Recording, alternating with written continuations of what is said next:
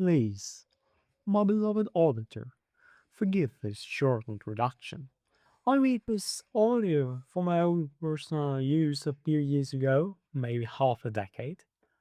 The text is very German in structure, even though it is English. As the author, Edward or Eduard Conze, was of course German himself. The German structure and the relative complexity of the philosophical text triggered me to speak with a very strong German accent, a very typical German manner of speaking, making breaks, etc. Using sharp little stops before every vowel and a strong initial pitch on the first syllable, I didn't try to weaken these language patterns, as I'm not interested in speaking perfect British or American English. However, I would have liked to soften these typical German patterns had I known that I would eventually publish this audio just a little bit. Of course, I could have produced the audio again, but that would require reading the text with high concentration once more, an effort I'd rather not repeat. Since the audio is clear and understandable, which is the main requirement for publication, in my opinion, please forgive and ignore the accent if you wish to listen to this very readable essay by Edward Conze, Spurious Parrots to Buddhist Philosophy. Please just enjoy it.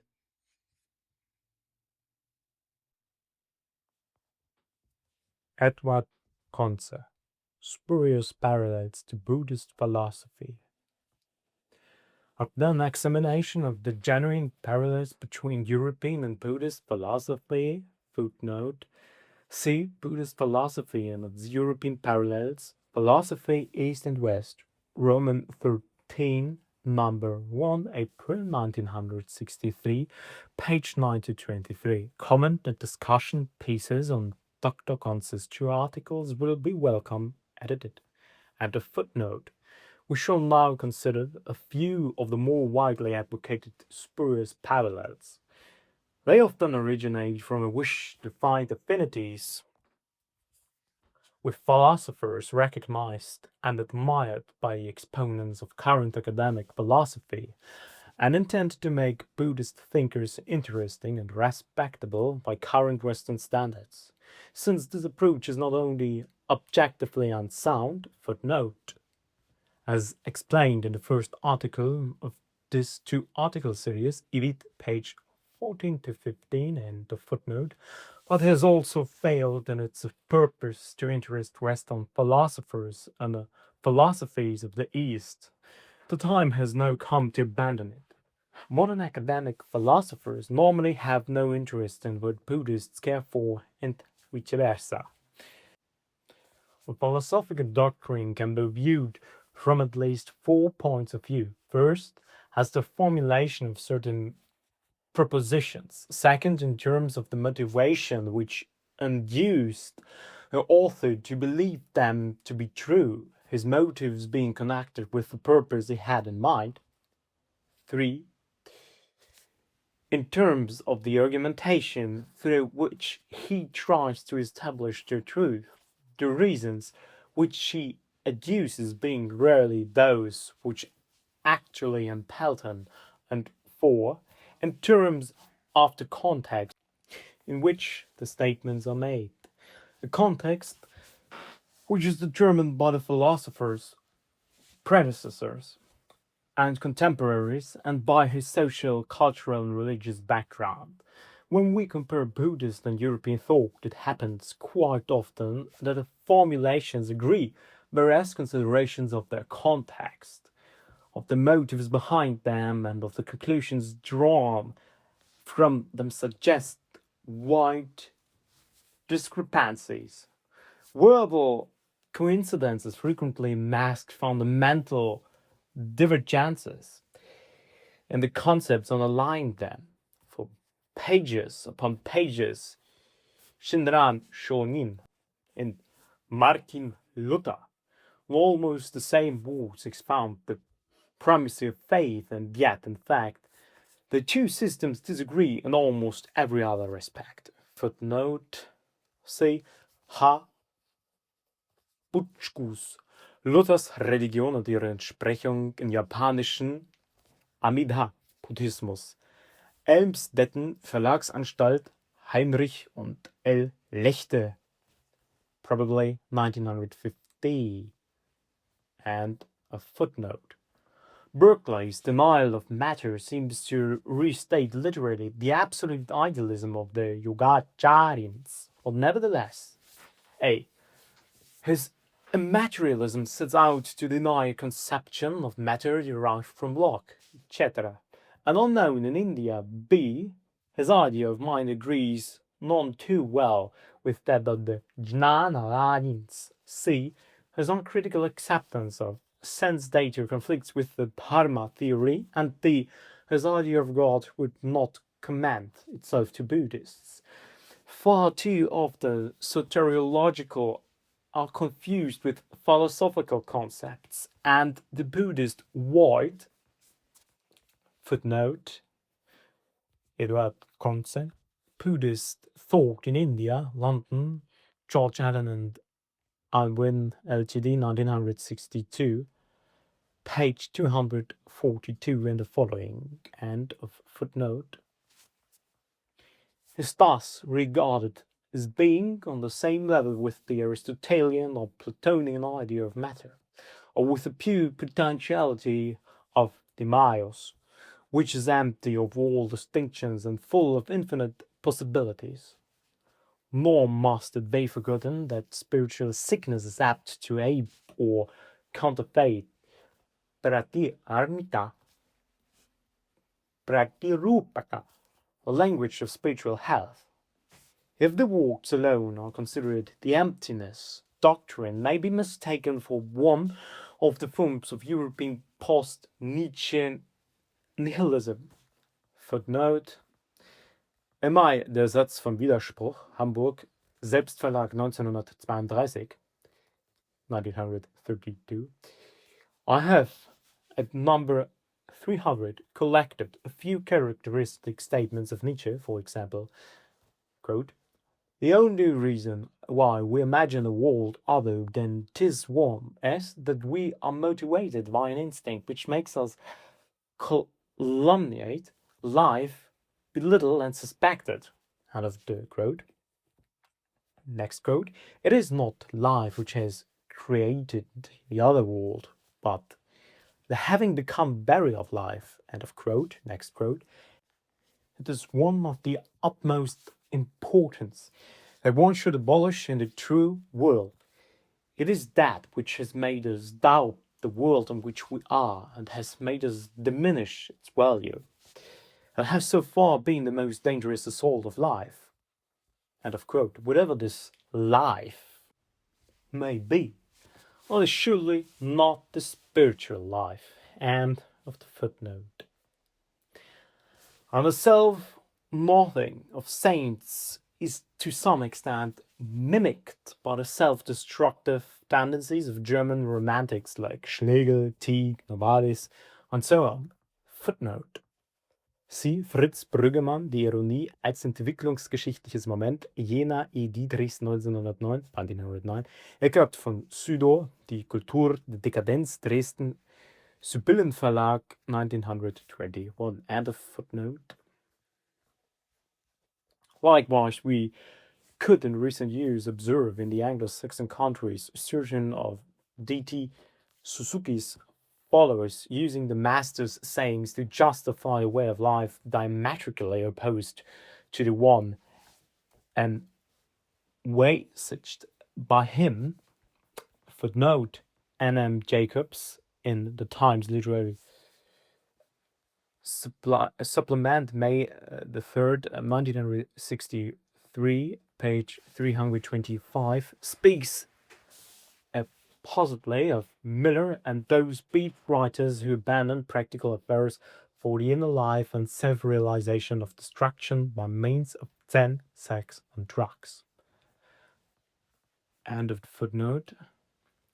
These examples might be multiplied almost indefinitely. In this article, I will confine myself to three kinds of false parallels. First, some, like Kant, are not parallel at all, but tangential. Second, others, such as Bergson and the existentialists, are preliminary. Third, others, again, like Hume, are merely deceptive. First, Professor T.R. W. Murthy, footnote, the Central Philosophy of Buddhism, hereafter CPB, London, Church Allen and Unwin, Ltd, 1955, page 294 to 301, though with serious reservations.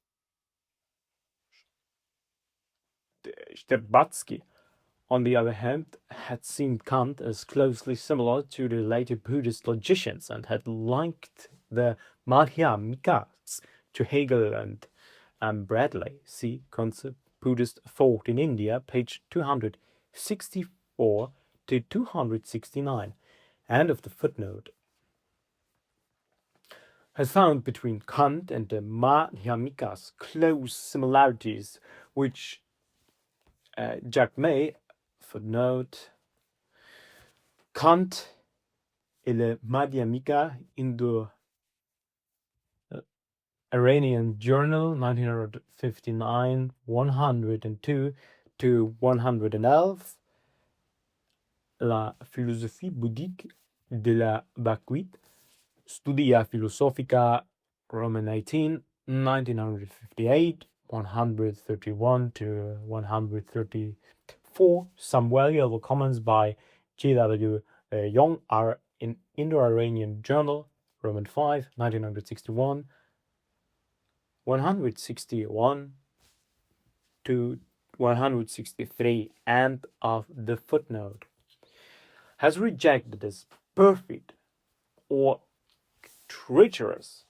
In judging this issue, we must first of all bear in mind that it is the whole purpose of Kant's philosophy to show that morality and religion, as understood by the German Protestantism of East Prussia, can survive even the Newtonian physics be true and Hume's skepticism significant.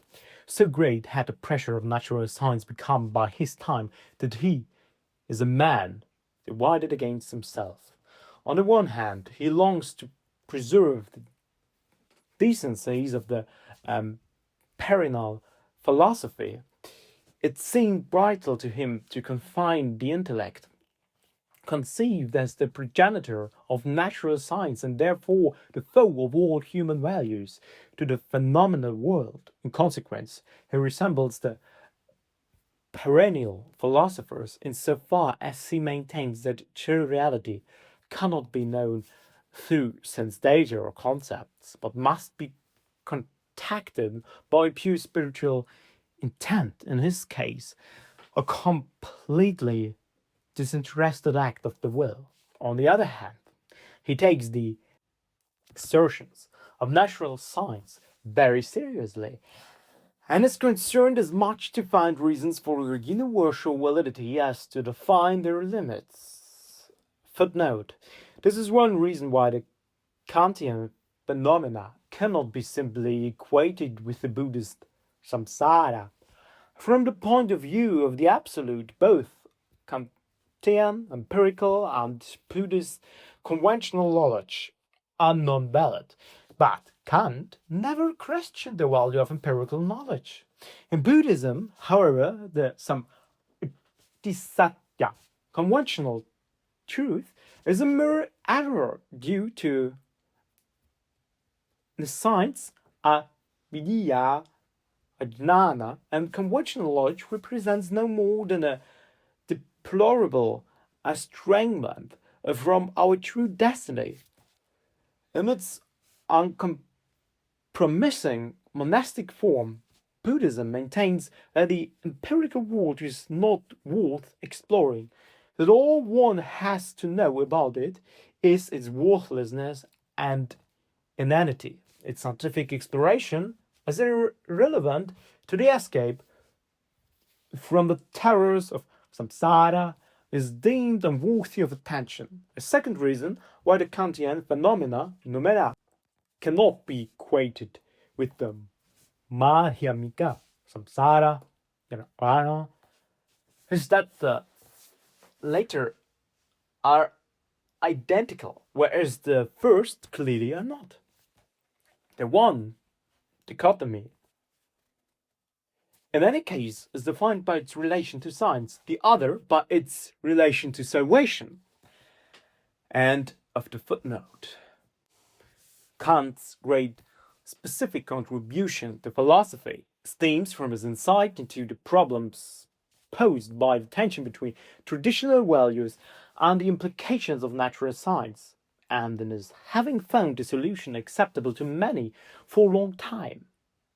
This tension was quite unknown in India, since he answers a question no pre-Maculayan Indian could ever ask. His answer can have no real correspondences in Indian thought, which never underwent the onslaught of the mechanical method. Therefore, all those modern thinkers who either accept the ideal of mechanical knowledge or give it great weight cannot have much affinity with Buddhist thought. Kant's position in regard to Buddhist philosophy as the exact reverse of Schopenhauer's. There, the analogies were essential and the discrepancies fortuitous, whereas here the similarities are identical and the differences vital. To begin with, it is wrong to describe Nagarjuna's position as epistemological, since it is clearly ontological. Footnote. On this subject, see also the excellent remarks of Jacques May, 104 to 108 and 135 to 138. See note 9, end of the footnote. For perennial philosophers everywhere, philosophy is a way of life based on an understanding of reality as reality, of being as being.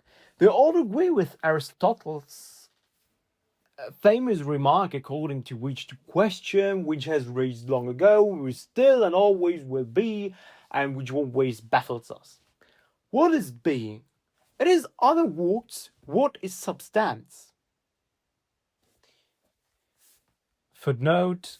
Metaphysics had Trendendick, New York, G.P. Putnam's Sons, 1933, page 313, end of the footnote. The whole theme of Nagarjuna's work is the search for the one being, Swabhava, of dharmas. Footnote. Conze, Buddhist Thought in India, page 239 to 241, end of the footnote. Epistemology, by contrast, is a branch of sciential philosophy and became an object of inquiry only in modern times. Following the hints of the nominalists, Descartes tore apart thought and being and then decided that we are more immediately aware of our thoughts about things than of the things themselves, that the data of inner experience are more immediate and clear to us than the experience of outward things. Footnote. This is not a psychological but a philosophical statement, because psychologically it is manifestly untrue. The normal and untortured mind is usually quite at ease among external objects and unable to even understand this doctrine of the primacy of internal experience, is much more immediately aware of a chair than of its awareness of a chair. End of the footnote. Kant succinctly expressed the shift from the ontological to the epistemological approach in his famous remark about the Copernican revolution, which Morty has surely misunderstood. Footnote CPB, page 123 to 124 and 274, end of the footnote. Kant says, footnote, Critic of Pure Reason and K. Smith, translation, London, Macmillan and Co. Ltd. 1961, page 22, end of the footnote, that thereto it has been assumed that all knowledge must conform to objects, whereas he himself prefers to suppose that objects must conform to our knowledge. This assertion of the primacy of the subjective over the objective assumes a separation between subject and object, which is alien to Indian thinking in the Madhyamika system. On the highest level, on that of the fully realized perfect wisdom, they are one and identical. On the lower levels, they are occasionally distinguished, but never with the rigidity of post-Cartesian philosophy. The division between subjective and objective facts is always incidental and never fundamental. A basic unity lies in their all being dharmic facts, just as truth, satya, does not describe a particular kind of knowledge, but a state of being. So all cognitive acts are viewed as factors in the interplay of objects, facts, dharma, which bring about not just a false view of the world, but the origination, samudaya, of a false world alienated from true reality. There is no room here to show the existential character of avidya, ignorance, rishti, false views, papancha, idle, speculations, etc. But the reader should always bear in mind that false views are not merely wrong knowledge, but wrong knowledge on the part of a viewer who is in a false position and surrounded by distorted objects. Or Madhyamika. Reasoning has the one single purpose of enabling transcendental wisdom to function freely.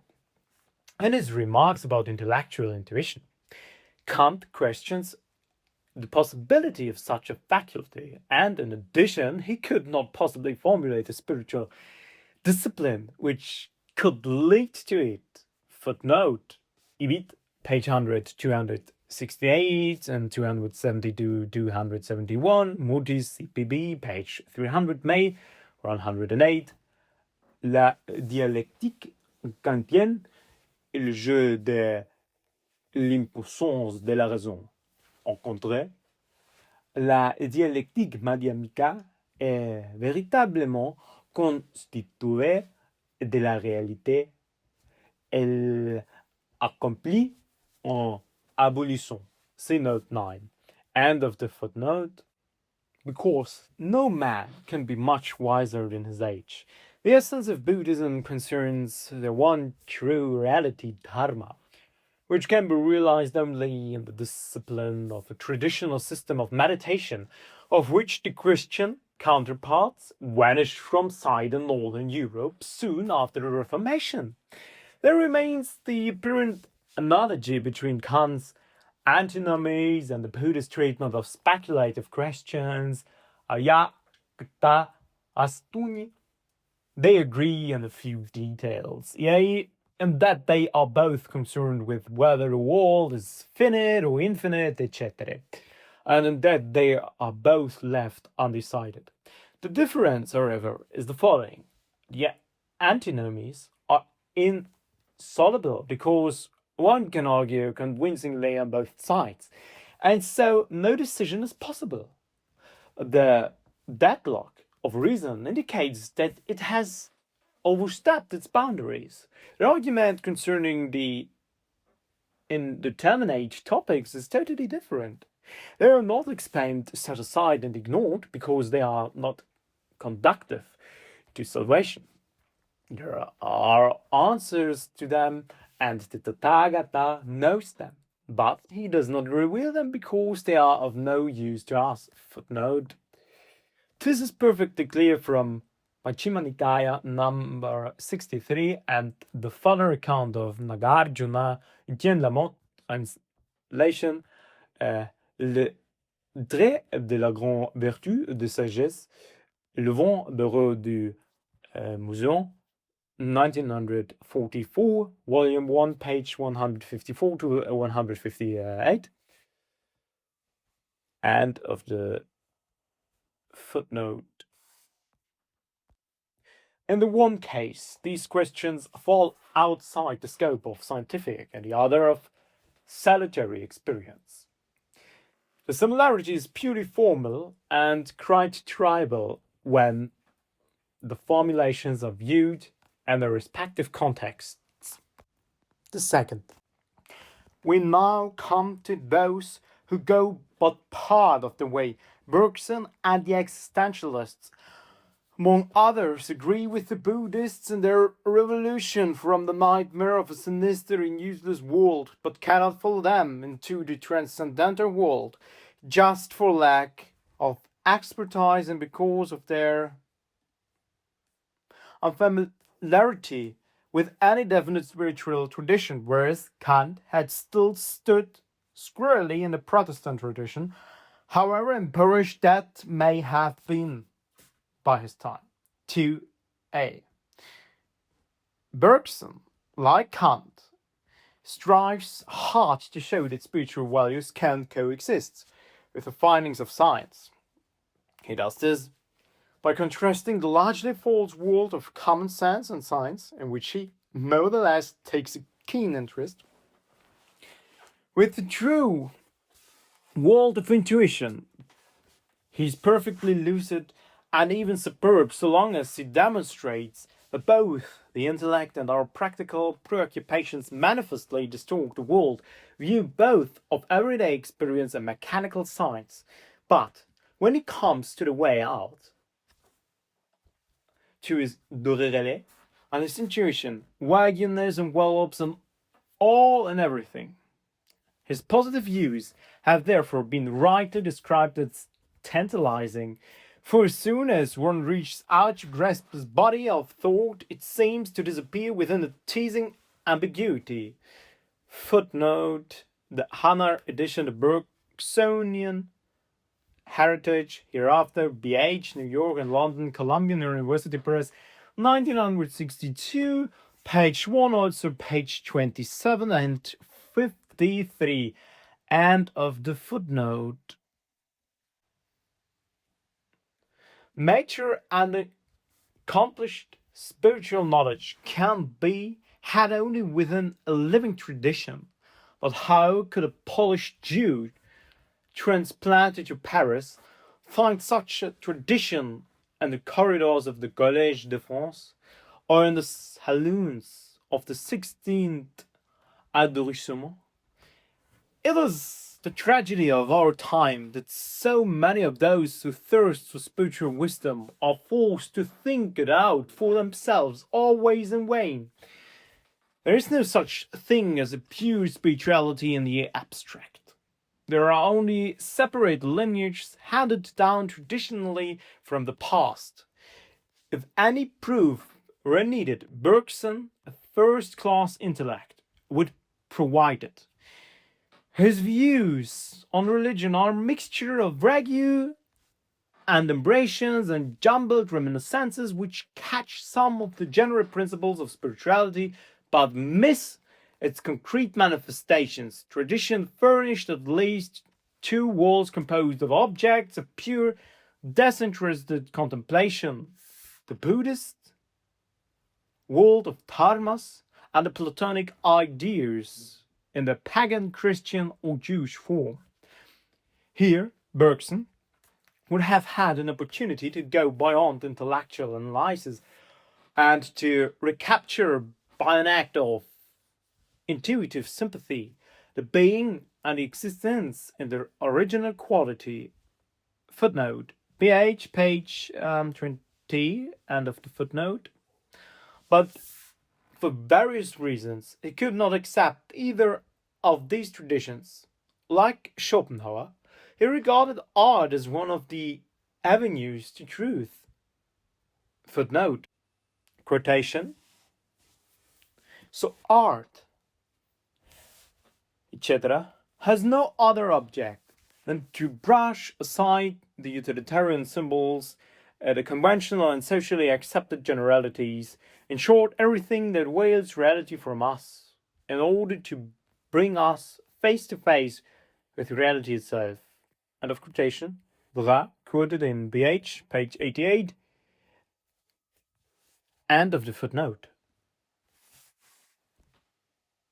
But otherwise, this intuition, this ecstatic identification with the object, footnote EBIT, page 158, end of the footnote, this spiritual sympathy by which one places oneself within an object in order to coincide with what is unique in it, and consequently inexpressible, footnote EBIT, page 87, end of the footnote, is never explained as a disciplined faculty. Because of this disseverance from concrete spiritual practice, Bergson has now no disciples, and his work belongs to the past.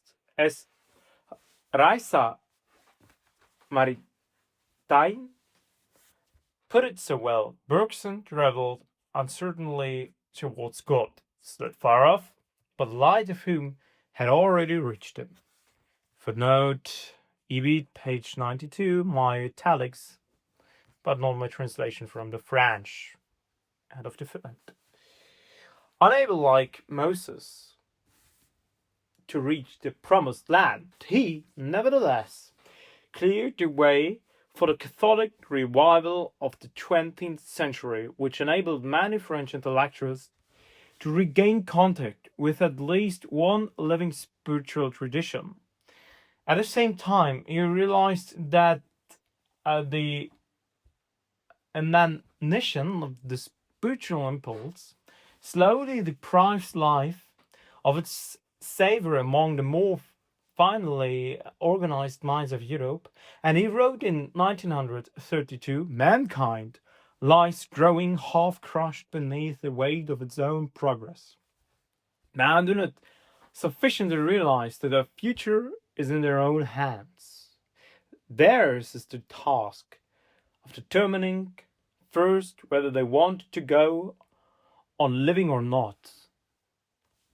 Footnote EB, page 99. If this statement, which goes on to speak of the universe as a machine for the making of gods, scollated with that which Dalo Sveva, Ettore Schmitz, made in 1924 in his Confessions of Zeno, New York G.P. Putman's Sons, page 411 to 412, it must become clear. We do not owe our present plight merely to the brilliant achievements of our able technicians. The progressive decline of spiritual wisdom may well have weakened the will to live and correspondingly strengthened the death wish. On this subject referred to Erich Heller, The Disinherited Mind, London Penguin Books, 1961, whose conclusions I take for granted throughout. End of the footnote. To be. It is at this point of despondency that the existentialists had, after World War I, arrived on the scene. By that time, the speculative vigor of European philosophers had declined so much that they got the worst of both worlds. As for the world of science, they rejected its pretensions with a lordly disdain. As for the world of the spirit, they did not know where to find it. For note, I speak here only of the secular existentialists. The religious existentialists would require separate treatment. End of the footnote. Their beliefs reflect to perfection the social position of the post-1918 intelligentsia on the European continent, and the provincial perspective of England, both logical positivism and existentialism are often explained as reactions against German idealism. This is not the case. Logical positivism is descendant from the Philistinism of the English commercial middle classes. Footnote Matthew Arnold. After dividing the English population of his time into barbarians, Philistines, and populace. Well defined, the Philistine is a strong, dogged, unenlightened opponent of the chosen people of the children of light, an AC Ward Illustrated History of English Literature, London, Longmans, Green and Co., 1955, Volume 3, page 227. End of the footnote. On long before the days of Aya, Wittgenstein, and Wollheim, the British school of philosophy had found its classical and superbly brilliant expression in Macaulay's essay on Lord Bacon, footnote July 1837, Th. B. Macaulay, Literary Essays, Oxford University Press, page 364 to 410. End of the footnote. As for existentialism, it is derived from the hopeless anxieties of the more intelligent European intellectuals. Their Sorge and existentielle Angst spring not from their reading of Pascal and Kierkegaard, but from their own objective social situation. Russell was certainly not under the influence of either Pascal or Kierkegaard when he wrote in 1903 that only on the firm foundation of unyielding despair can the soul's habitation henceforth be safely built. Footnote Mysticism and Logic, London Penguin Books, 1951, page 51. A whole essay, page 50 to 59, is worth rereading because now, 60 years later, it shows clearly the grotesque irritationalities of a sciential philosophy which in nearly every sentence blandly went beyond all scientific observations made even up to the present day. May I explain that my attitude can not be called anti-scientific because nowhere have I said anything about science as such either for or against. My strictures concern only extravagant philosophical conclusions drawn from a new and conclusive scientific data. So Isaac Newton, as is well known, said at the close of his life, when all his work was done, that he had only played with pebbles on the seashore and that the great ocean of truth lay all undiscovered before me. End of the quotation. This is all I try to say, neither less nor more. End of the footnote. We naturally ask ourselves what might have happened to henceforth necessitate so much despair. By way of reply, we are told that the world which science presents for our belief is purposeless and void of meaning. Footnote, EBIT, page 51.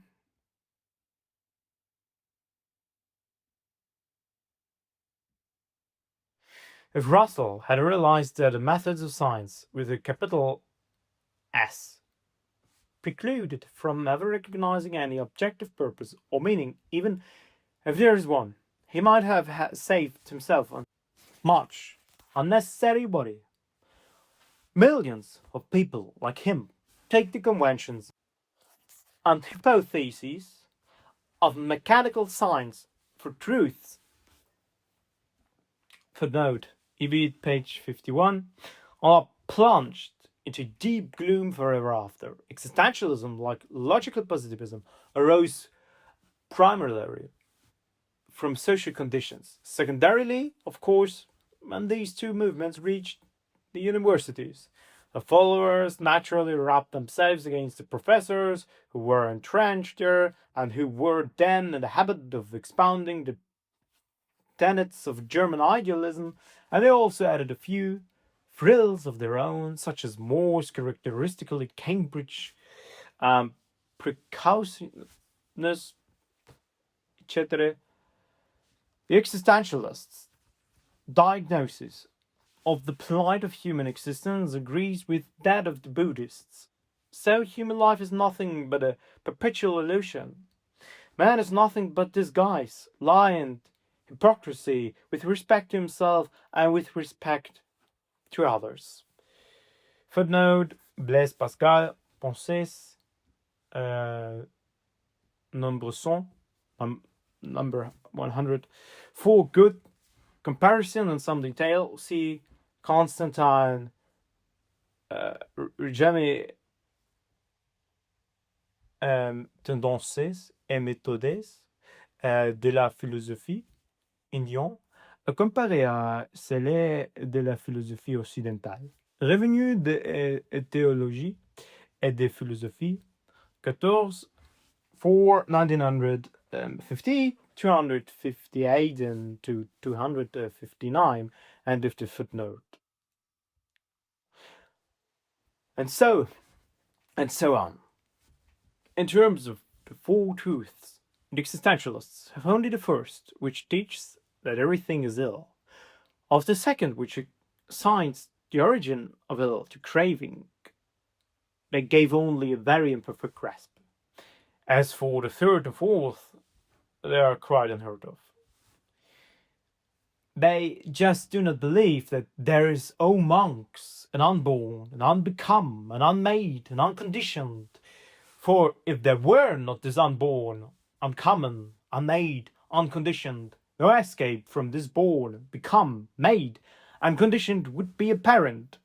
Footnote: Udana, Roman 8:3, Noicere Isaranam Panyaeta. End of the footnote. Knowing no way out, they are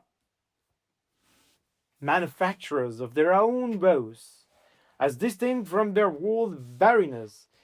That of the Buddhists is cheered by the hope of ultimate release and lightened by multifarious meditational experiences which ease the burden of life. Denied inspiration from the spiritual world, existentialists are apt to seek it from authoritarian social groups, Nazis, communists, the Roman Catholic hierarchy.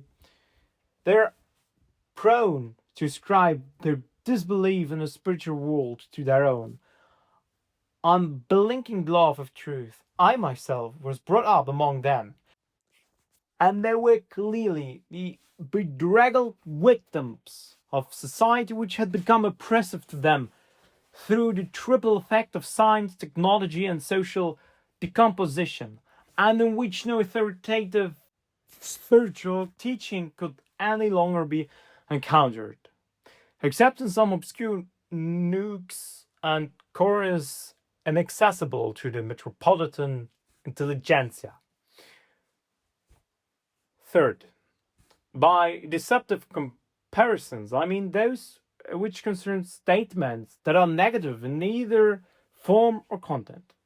A negative proposition derives its true meaning from what it is directed against, and its message entirely depends, therefore, on its context. In different contexts, two identical negative statements may, therefore, have nothing in common. One single example must suffice. Hume's denial of a self seems literally to agree with the anatta doctrine.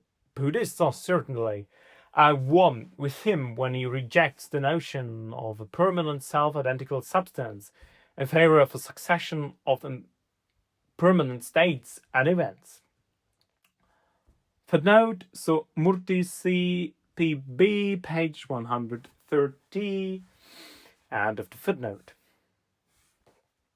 Furthermore, his assertion that our mind is nothing but a bundle of or collection of different perceptions. Footnote: for my part, when I enter most intimately into what I call myself, I always stumble on some particular perception or other of heat, or cold, light, or shade, love, or hatred, pain, or pleasure. I never can catch myself at any time without perception, and never can observe anything but their perceptions.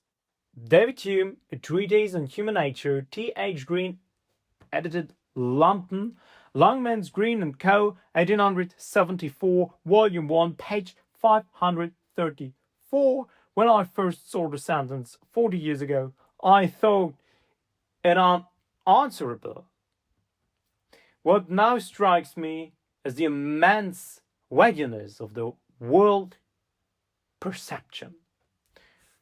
End of the footnote.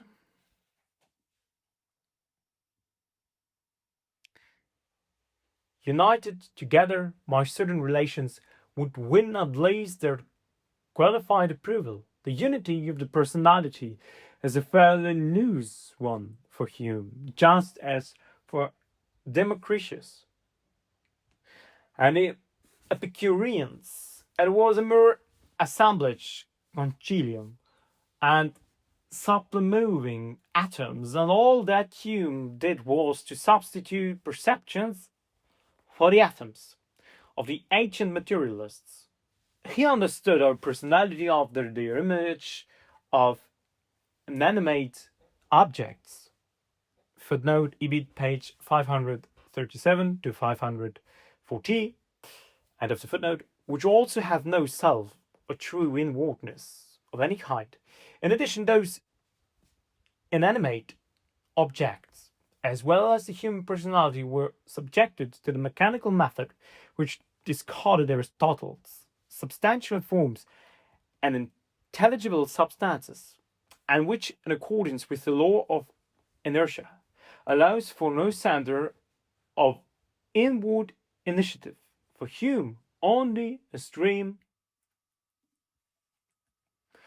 of successive ideas exists, and there is no permanent self within, nor is any subjective experience needed to hold the ideas together or to guide them. The mind, a mere stage for its contents and for the relations and interactions, is reduced to the drifting passage of an aimless temporality.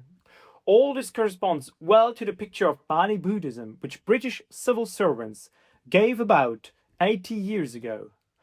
It takes no account, however, of the context of Hume's statements.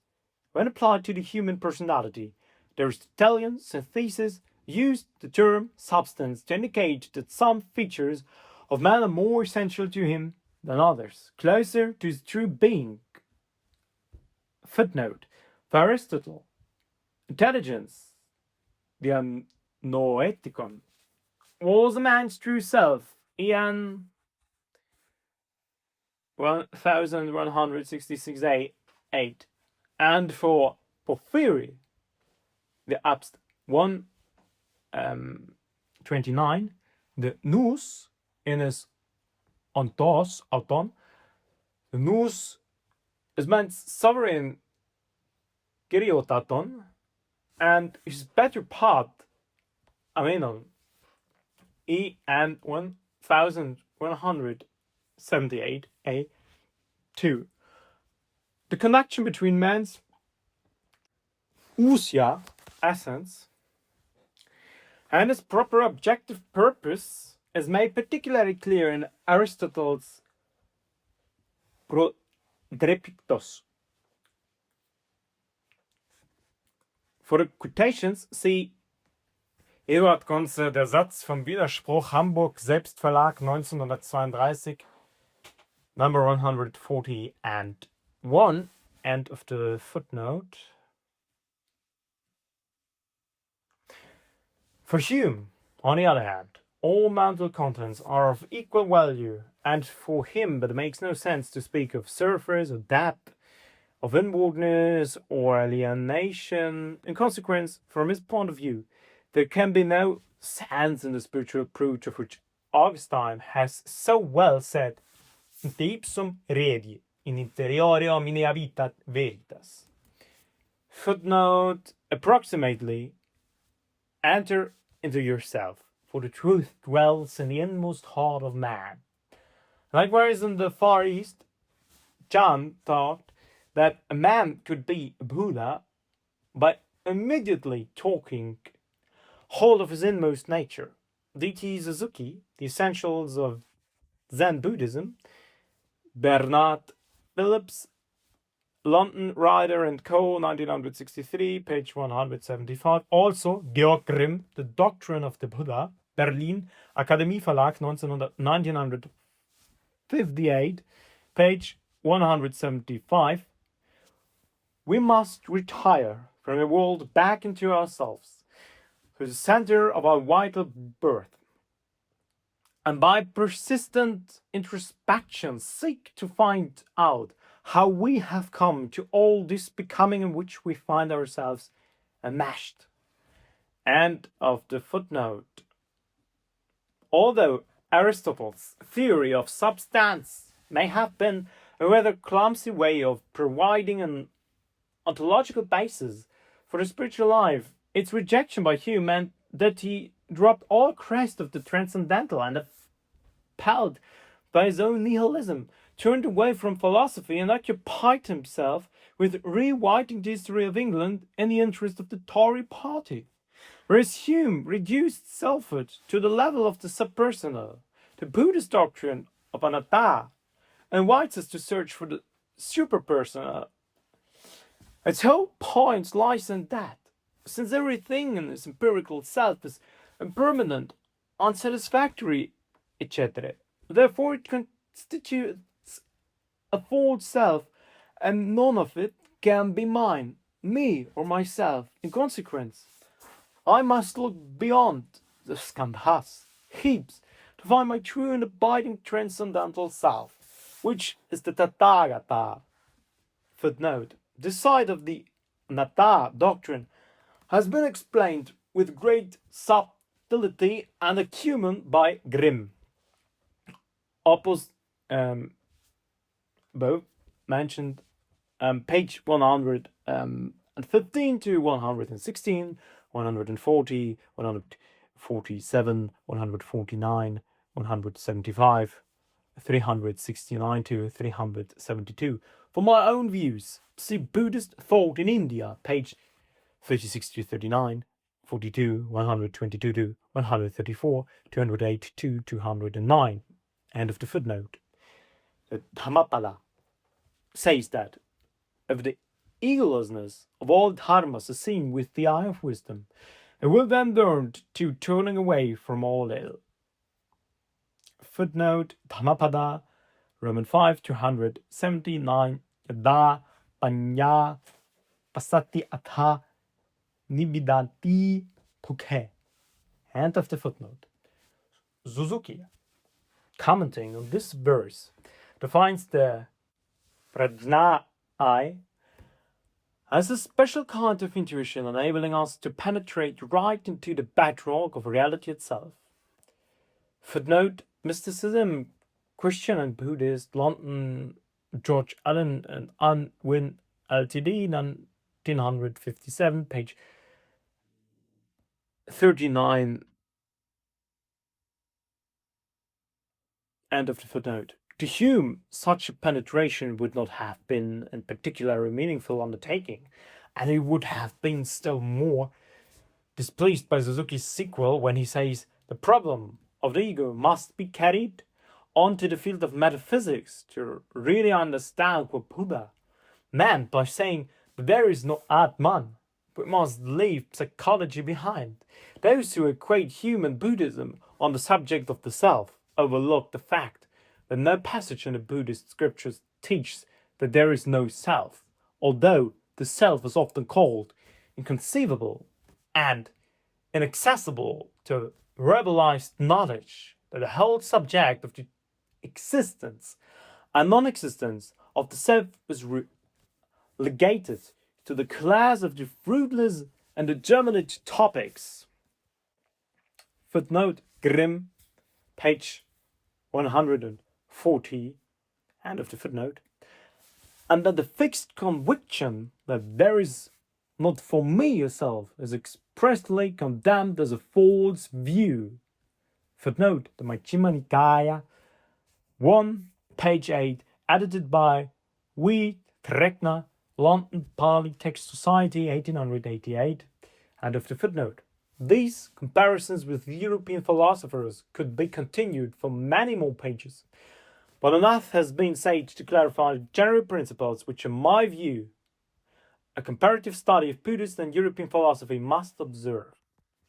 End of the essay by Edward Conze, nee, Eduard Conze. Spurious parallels to Buddhist philosophy.